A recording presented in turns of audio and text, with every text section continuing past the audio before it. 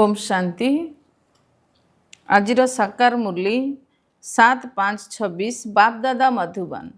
बाबा कहते मिठे बच्चे तुम्हें माने ब्रह्मा मुखवंशावली ब्राह्मण अट। तुमको ही बाबा द्वारा ज्ञानर तृतीय नेत्र मिली। तुम्हें माने एबे ईश्वरीय कोଳରେ अछ।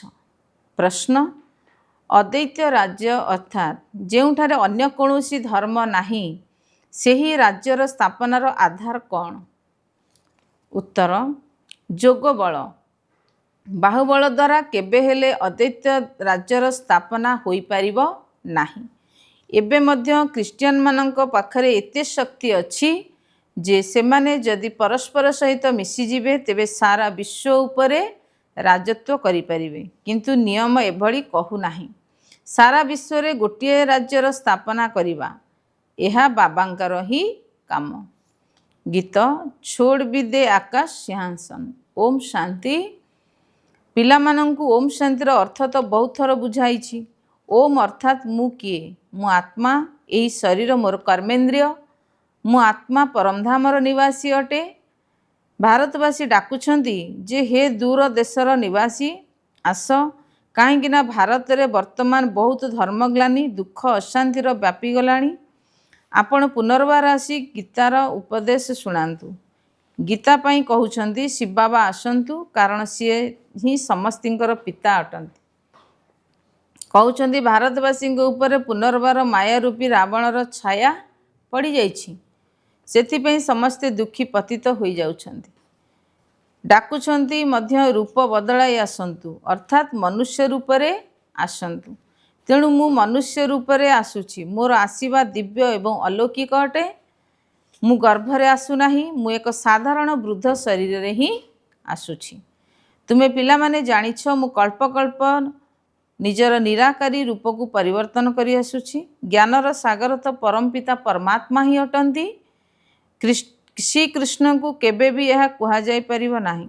बाबा कहउछंती मु एई साधारण शरीर रे आसी तुमको पुनर्बार सहज राजयोगर शिक्षा दउछि। जेतेबेले दुनिया पतित होई जाउछि सेतेबेले मते आसीबाकू पड़ुछि। कलिजुग को सत्यजुग रे परिणत करुछि। ब्रह्मा विष्णु शंकरकर चित्र मध्य रहिछि। ब्रह्मा द्वारा स्थापना, शंकर द्वारा विनाश एवं विष्णु द्वारा पालना। यही लक्ष्मी नारायणकर विष्णुकर दुईटी रूप अटंती। ए कथा तुम पिला माने जानिछ। बाबा पुनर्बार रूप परिवर्तन करी आसीछंती। सी आमर परम पिता अटंती, परम शिक्षक मध्य अटंती एवं परम सद्गुरु मध्य अटंती। अन्य गुरु मानकु परम कुआ जाए नाही। ये तो पिता, शिक्षक, गुरु तीन जन ही एकत्र अटंती। लौकिक पिता तो संतानंकर पालना करी पुणी ताकु स्कूल को पठाई देई थांती। एमिति तो कई क्वचित थिबे जेउठारे पिता शिक्षक मध्य होइथिबे। एभली कहीं कहि परिबे नाही। सबु आत्मा माने मते डाकुछंती हे गॉड फादर, ईश्वरीय पिता कहउछंती। से आत्मार पिता होई गले ना। यही गीत तो भक्ति मार्गर अटे। सत्यजुगे तो माया ही न थाए। से जेउथिपई डाकिबाकू पड़िबो सेठारे तो सुख ही सुख थाए। तुमे जानिछ जे यह 5000 वर्षर चक्र अटे। अधाकल्प सत्यजुग त्रेतायुग दिन, अधाकल्प द्वापर कलिजुग राति। तुमे ब्रह्मा मुखवंशावली ब्राह्मण अट। ब्रह्मांकर अर्थात तुम ब्राह्मण मानकर ही राति दिनर गायन रहिछि। दिन एवं रातिर ज्ञान मध्य तुम पिलामानक पाखरे ही रहिछि। लक्ष्मी नारायणकर यही ज्ञान नाही। एबे तुमे संगम रे अछ। जानिछ एबे भक्ति मार्गर अंधार शेष होई दिन उदय हेबाकू जाउछि। एही ज्ञान एबे तुमको बाबांग द्वारा मिलुछि। कलिजुगरे बा सत्यजुगरे यही ज्ञान का पाखरे ही न थाए।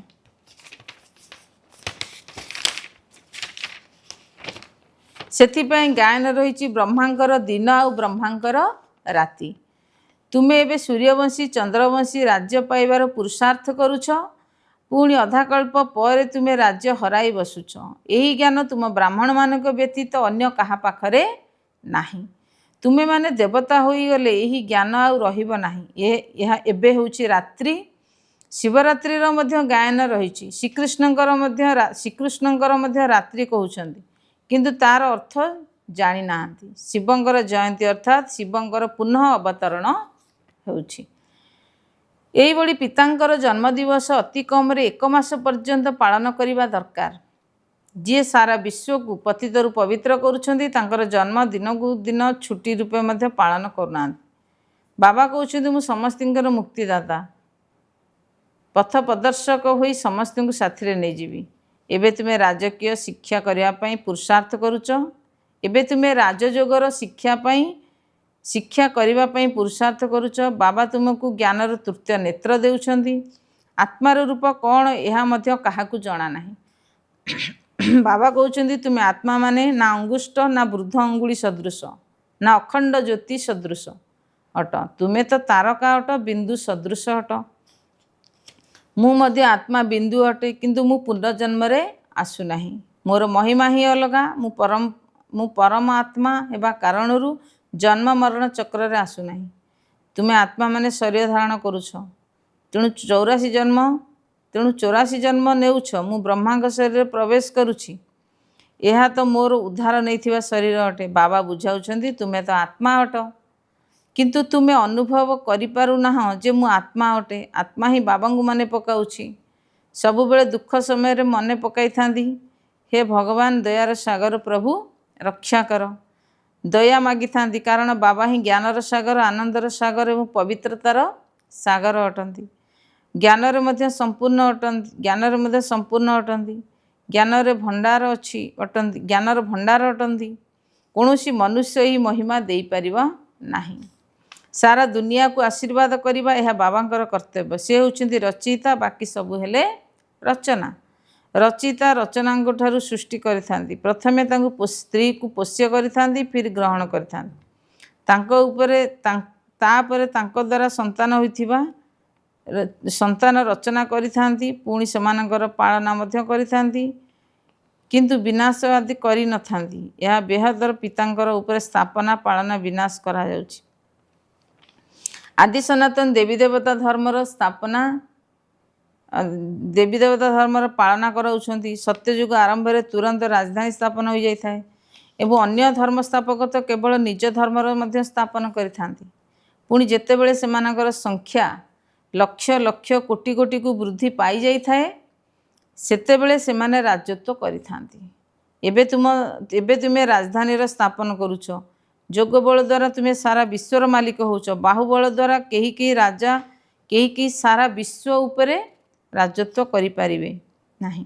ବାବା କହୁଛନ୍ତି ଖ୍ରୀଷ୍ଟିଆନମାନଙ୍କ ପାଖରେ ଏତେ ଶକ୍ତି ରହିଛି, ସେମାନେ ଯଦି ପରସ୍ପର ମିଶିଯିବେ ତେବେ ସାରା ବିଶ୍ୱ ଉପରେ ରାଜତ୍ୱ କରିବେ। କିନ୍ତୁ ବାହୁବଳ ଦ୍ୱାରା ବିଶ୍ୱ ଉପରେ ରାଜ୍ୟ କରିବା ଏଭଳି ନିୟମ ନାହିଁ। ଡ୍ରାମାରେ ଏଭଳି ନିୟମ ନାହିଁ ଯାହାକି ବାହୁବଳରେ ବିଶ୍ୱର ମାଲିକ ହୋଇପାରିବେ। ବାବା ବୁଝାଉଛନ୍ତି ବିଶ୍ୱର ବାଦଶାହୀ ଯୋଗବଳ ଆଧାରରେ ମୋ ଦ୍ୱାରା ହିଁ ମିଳିପାରିବ। ସେଠାରେ କୌଣସି ପାର୍ଟିସନ୍ ବା ବିଭାଜନ ରହିବ ନାହିଁ। ପୃଥିବୀ ଆକାଶ ସବୁକିଛି ତୁମର ହିଁ ହେବ। ତୁମକୁ କେହି ଯଦି ଛୁଇଁ ପାରିବେ ନାହିଁ, ତାକୁ କୁହାଯାଏ ଅଦ୍ୱୈତ ଧର୍ମ। ଏଠାରେ ହେଉଛି ଅନେକ ରାଜା। ବାବା ବୁଝାଇଛନ୍ତି 5000 ବର୍ଷ ପରେ ମୁଁ ତୁମକୁ ଏହି ରାଜଯୋଗ ଶିଖାଉଛି। ଶ୍ରୀକୃଷ୍ଣଙ୍କର ଆତ୍ମା ଏବେ ଏହି ଶିକ୍ଷା ଗ୍ରହଣ କରୁଛି। ଶ୍ରୀକୃଷ୍ଣ ପ୍ରଥମ ନମ୍ବରର ରାଜକୁମାର ଥିଲେ। ସେ ହିଁ ବର୍ତ୍ତମାନ 84 ଜନ୍ମ ପରେ ଶେଷରେ ଆସି ବ୍ରହ୍ମା ହେଉଛନ୍ତି। ଏହି କଥା ପିଲାମାନଙ୍କୁ ମଧ୍ୟ ବୁଝାଯାଉଛି ଯେ ସୃଷ୍ଟିଚକ୍ର କିପରି ଘୁରୁଛି। ବାବା ପୁନର୍ବାର ସ୍ୱର୍ଗ ସ୍ଥାପନା କରୁଛନ୍ତି। ଅନେକ ଧର୍ମର ବିନାଶ ନିଶ୍ଚିନ୍ତ ହେବ, ଗୋଟିଏ ଧର୍ମର ସ୍ଥାପନା ହୋଇଯିବ। ଭାରତ ହିଁ 100% ଧନବାନ ବା ଧର୍ମଶ୍ରେଷ୍ଠ ଥିଲା। ଦେବତାମାନଙ୍କର କର୍ମ ମଧ୍ୟ ଶ୍ରେଷ୍ଠ ଥିଲା। ସେହିମାନଙ୍କର ହିଁ ମହିମାର ଗାୟନ ହେଉଛି ସର୍ବଗୁଣ ସମ୍ପନ୍ନ, 16 କଳା ସମ୍ପୂର୍ଣ୍ଣ। ପ୍ରଥମେ ପବିତ୍ର ଥିଲ, ଏବେ ପୁଣି ପତିତ ହୋଇଯାଇଛ। ପୁନର୍ବାର ବାବା ଆସି ସ୍ତ୍ରୀ ପୁରୁଷ ଉଭୟଙ୍କୁ ପବିତ୍ର କରୁଛନ୍ତି। ରକ୍ଷାବନ୍ଧନ ଉତ୍ସବକୁ କାହିଁକି ପାଳନ କରୁଛନ୍ତି ସେ କଥା କାହାକୁ ବି ଜଣା ନାହିଁ। ବାବା ଆସି ଏହି ଅନ୍ତିମ ଜନ୍ମରେ ଉଭୟଙ୍କୁ ପବିତ୍ର କରିବା ପାଇଁ ପ୍ରତିଜ୍ଞା କରାଇଥିଲେ। ସନ୍ନ୍ୟାସୀମାନଙ୍କର ଧର୍ମ ହିଁ ଅଲଗା ଅଟେ, ଜ୍ଞାନ, ଭକ୍ତି ଏବଂ ବୈରାଗ୍ୟ। ଏହା ତୁମମାନଙ୍କ ପାଇଁ ପ୍ରଯୁଜ୍ୟ।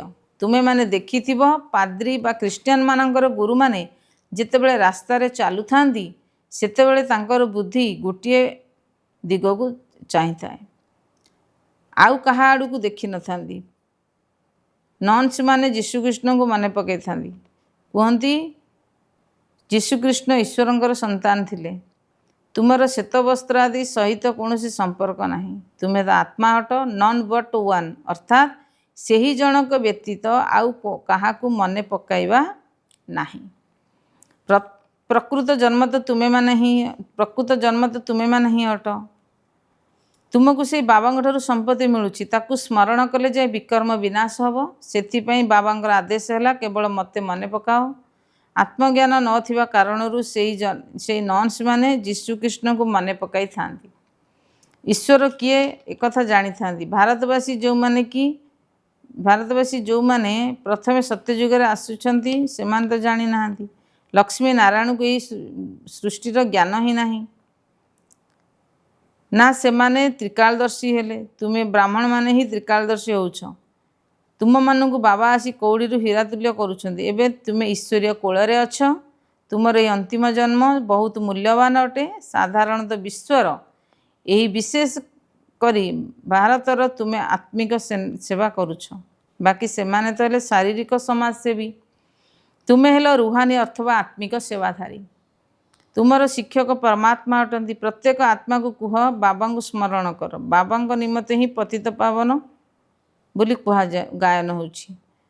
ତୁମକୁ ତଳକୁ ଉପରକୁ ଖସିବା ପାଇଁ 84 ଜନ୍ମ ଲାଗିବ ଏବଂ ଉପରକୁ ଯିବା ପାଇଁ ଗୋଟିଏ ସେକେଣ୍ଡ ଲାଗୁଛି।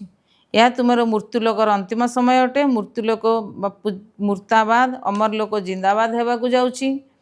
ଏହାକୁ ଅମର କଥା କୁହାଯାଉଛି। ଆମର ବାବା ଆସି ତୁମ ଅପାର ଆତ୍ମାମାନଙ୍କୁ ଅମର ସ୍ମୃତିକୁ ନେଇଯିବା ପାଇଁ ଆସିଛନ୍ତି।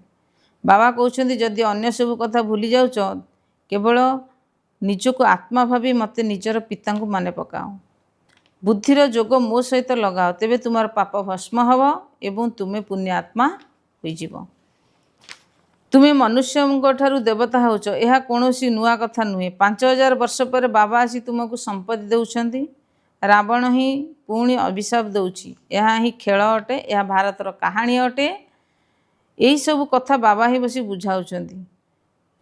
କୌଣସି ବେଦଶାସ୍ତ୍ର ଆଦିର ଏ କଥା ନାହିଁ। ସେଥିପାଇଁ ଈଶ୍ୱର ପିତାଙ୍କୁ ହିଁ ଜ୍ଞାନର ସାଗର, ଆନନ୍ଦର ସାଗର ବୋଲି କୁହାଯାଉଛି। ସେ ତୁମକୁ ହିଁ ନିଜ ସମାନ କରୁଛନ୍ତି। ତୁମେ ମଧ୍ୟ ପୂଜ୍ୟ ଥିଲ, ପୁଣି ପୂଜାରୀ ହେଉଛ। ନିଜେ ହିଁ ପୂଜ୍ୟ, ନିଜେ ହିଁ ପୂଜାରୀ। ଏ କଥା ଭଗବାନଙ୍କ ପାଇଁ ଗାୟନ ହେଉନାହିଁ। ତୁମ ଭାରତବାସୀମାନଙ୍କର କଥା। ତୁମେମାନେ ପ୍ରଥମେ କେବଳ ଶିବବାବାଙ୍କର ହିଁ ଭକ୍ତି କରୁଥିଲ। ପ୍ରଥମେ ଅବ୍ୟଭିଚାରୀ ଭକ୍ତି କରୁଥିଲ, ପୁଣି ପରେ ଦେବୀ ଦେବତାମାନଙ୍କର ଭକ୍ତି ଆରମ୍ଭ ହେଲା, ଅର୍ଥାତ୍ ତଳକୁ ଖସି ଆସିଲେ। ଏବେ ପୁନର୍ବାର ତୁମେ ଦେବୀ ଦେବତା ହେଉଛ। ଯେଉଁମାନେ ଅଳ୍ପ ଜ୍ଞାନ ଆହରଣ କରୁଛନ୍ତି ସେମାନେ ଯାଇ ପ୍ରଜା ହେବେ। ଯେଉଁମାନେ ଭଲ ଭାବରେ ପଢ଼ୁଛନ୍ତି ଏବଂ ଅନ୍ୟକୁ ପଢ଼ାଇ ଚାଲୁଛନ୍ତି ସେମାନେ ରାଜ ଦରବାରରେ ଆସିବେ। ପ୍ରଜା ତ ବହୁତ ସହଜ। ଜଣେ ମହାରାଜମାନଙ୍କର ଲକ୍ଷ ଲକ୍ଷ କୋଟି କୋଟି ଟଙ୍କାର ପ୍ରଜା ହେବେ। ତୁମେମାନେ କଳ୍ପପୂର୍ବ ଭଳି ପୁରୁଷାର୍ଥ କରୁଛ। ପୁରୁଷାର୍ଥ ହିଁ ଜାଣିପାରୁଛ ଯେ କିଏ 108 ମାଳାର ଦାନା ହେବେ। ପ୍ରଜାମାନଙ୍କ ଭିତରେ ମଧ୍ୟ କେହି ଗରିବ, କେହି ଧନୀ ହେବେ। ଭକ୍ତି ମାର୍ଗରେ ଈଶ୍ୱର ଅର୍ଥ ଦାନ କରିଥାନ୍ତି। ତେବେ କ'ଣ ଈଶ୍ୱରଙ୍କ ପାଖରେ ଧନ ନାହିଁ? ନଚେତ୍ କହୁଛନ୍ତି କୃଷ୍ଣ ଅର୍ପଣମ୍, କିନ୍ତୁ ବାସ୍ତବରେ ହେଉଛି ଜ୍ଞାନର ଈଶ୍ୱର ଅର୍ପଣମ୍। ମନୁଷ୍ୟ ଯାହା କିଛି ବି କରୁଛନ୍ତି ତାର ଫଳ ପରବର୍ତ୍ତୀ ସମୟରେ ମିଳୁଛି। ଗୋଟିଏ ଜନ୍ମ ପାଇଁ ମିଳିଯାଉଛି। ଏବେ ବାବା କହୁଛନ୍ତି, ମୁଁ ଆସିଛି 21 ଜନ୍ମ ପାଇଁ ସମ୍ପତ୍ତି ଦେବା ପାଇଁ। ମୋ ଉଦ୍ଦେଶ୍ୟରେ ସିଧାସଳଖ ତୁମେ ଯାହା କିଛି କରୁଛ ତାର ପ୍ରାପ୍ତି ତୁମକୁ 21 ଜନ୍ମ ପାଇଁ ମିଳିଯାଉଛି। ପରୋକ୍ଷ ଭାବରେ ଭକ୍ତି ମାର୍ଗରେ କଲେ ଗୋଟିଏ ଜନ୍ମ ପାଇଁ ଉପକାରରେ ମିଳୁଛି। ବାବା ବୁଝାଉଛନ୍ତି, ତୁମର ସବୁ କିଛି ମାଟିରେ ମିଶିଯିବ। ସେଥିପାଇଁ ଏହାକୁ ସଫଳ କରିଦିଅ। ତୁମେ ଏହି ଆତ୍ମିକ ଡାକ୍ତରଖାନା ସହିତ ବିଶ୍ୱବିଦ୍ୟାଳୟ ଖୋଲିଚାଲ, ଯେଉଁଠାରେ ସମସ୍ତେ ସର୍ବଦା ସୁସ୍ଥ ଏବଂ ସର୍ବଦା ନିରୋଗୀ ରହିବେ। ଏହାଦ୍ୱାରା ବହୁତ ଆୟ ହୋଇଯିବ। ଯୋଗ ଦ୍ୱାରା ସ୍ୱାସ୍ଥ୍ୟ ମିଳିଥାଏ ଏବଂ ଚକ୍ରର ଜ୍ଞାନ ଜାଣିବା ଦ୍ୱାରା ସମ୍ପତ୍ତି ମିଳିଥାଏ। ତେଣୁ ଘରେ ଘରେ ଏହିଭଳି ଡାକ୍ତରଖାନା ସହ ବିଶ୍ୱବିଦ୍ୟାଳୟ ଖୋଲିଚାଲ। ଧନୀ ଲୋକ ହୋଇଥିଲେ ବଡ଼ ବଡ଼ ସେବାକେନ୍ଦ୍ର ସ୍ଥାପନ କର, ଯେଉଁଠାରେ ବହୁତ ଲୋକ ଆସିପାରିବେ। ବୋର୍ଡ଼ରେ ଲେଖିନିଅ, ନିଜର ନେଚର କିଓର ସେଣ୍ଟର ଲୋକମାନେ ଲେଖୁଛନ୍ତି। ବାବା ସାରା ଦୁନିଆର ପ୍ରକୃତିକୁ परिवर्तन करी पवित्र करुछंती। वर्तमान सबकिछि अपवित्र अटे। सारा दुनिया को सर्वदा सुस्थ सर्वदा आत्मा माने बाबा आत्मा माने सर्वदा संपत्तिवान बाबा ही करांदी, जी कि तुम मान को पाठ पढ़ाऊँ। तुम्हें मैंने हेले अति अति मधुर संतान। अच्छा, मीठा मीठा शिखिले दे संतान मान प्रति माता पिता बापदादा मधुर स्नेह संपन्न शुभेच्छा एवं सुप्रभात। आत्मिक पितांकर आत्मिक संतान मान को नमस्ते। आत्मिक संतान मानकर आत्मिक पिता को नमस्ते नमस्ते नमस्ते। आजिर वरदान एकरस स्थिति द्वारा अतीन्द्रिय सुखर अनुभूति कराउथिबा सर्व आकर्षण मुक्त भव। जेतेबेले इंद्रिय गुड़िकर आकर्षण ठारू एवं गणेशंकर आकर्षण ठारू मुक्त होइजिव सेतेबेले जाई अतीन्द्रिय सुखर अनुभव करिपरिबो। कौनसी भी कर्मेन्द्रियर वशीभूत होगा द्वारा जो सब भिन्न भिन्न आकर्षण सृष्टि होता है ताहा अतीन्द्रिय सुखर अनुभूति करिवार बा हर्षित करिवार बंधन सृष्टि करिथाए। किंतु तुमर बुद्धि जेतेबेले सर्व आकर्षण गुड़िक ठारू मुक्त हो चलिबो तेबे गोटिए ही लक्ष्य स्थल स्थित होइजिबो। बुद्धिर हलचल समाप्त हो जाए सेतेबेले तुमर अवस्था मध्य एकरस होई जिबा कारणरू अतीन्द्रिय सुखर अनुभूति होता है। स्लोगान जदि निजर बुद्धिर लाइन सर्वदा क्लियर अर्थात स्वच्छ रखिब तेबे परस्परर मनर भाव को जानी पारिब। अव्यक्त इशारा सर्वदा अचल अडल एवं एकर स्थितिर अनुभव कर। जेकोसी प्रकार हलचल आसवा रहिबा ही श्रेष्ठ ब्राह्मण आत्मा मानकर लक्षण अटे। दुनिया पछके हलचल भितर थाऊ किंतु तुम्हें श्रेष्ठ ब्राह्मण आत्मा माने हलचल आसब ना कहीं जानिछ तुम्हें ड्रामार प्रत्येक दृश्य को जानिछ। नॉलेज एवं पावरफुल आत्मा माने सर्वदा स्वतः ही अचल रही था। तेणु केबे भी कौन प्रकार वायुमंडल को देखि विचलित हुआ नहीं, सर्वदा निर्भय होई रुह। ओम शांति।